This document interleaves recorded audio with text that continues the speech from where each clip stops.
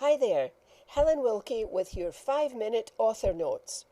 And let me warn you before I begin that this is a rant. Today's episode is a rant. I hope to keep it within the 5 minutes, but it may well go over because this is something that makes me very angry and I really have to talk about it now before we go much further.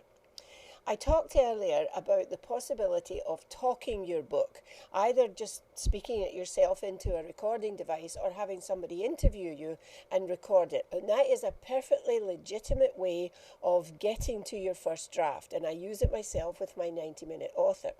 However, there are many unscrupulous people out there on the internet who will tell you that, oh, it's easy to write a book. You don't have to be able to write. You just talk your book and then you have it transcribed and you tweak it a little bit and there you go. You put it between two covers and you have a book. This is a lie. What you have is what I call an imitation book, or I heard somebody else call it a book-shaped object. It looks like a book, but it's not. It's a tweaked transcript, and they are not the same thing at all.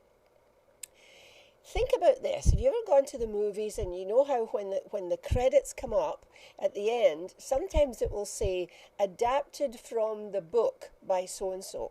And that means that somebody has taken the printed word from a book and adapted it into a script that's going to be a video product, a movie.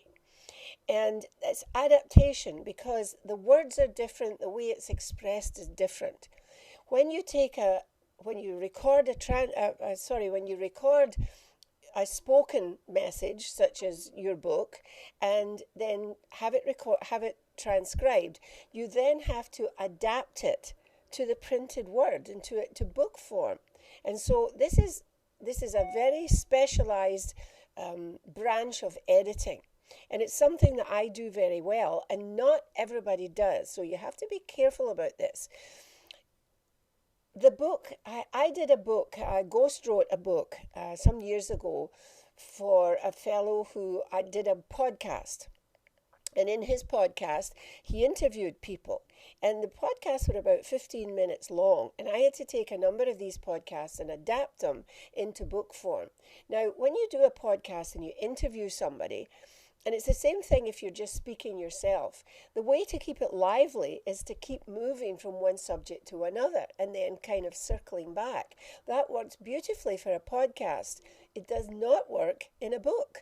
A book has to, a book has to be written in the order that the reader will take the information in logically. So it had to be adapted and changed. The same thing goes for your book.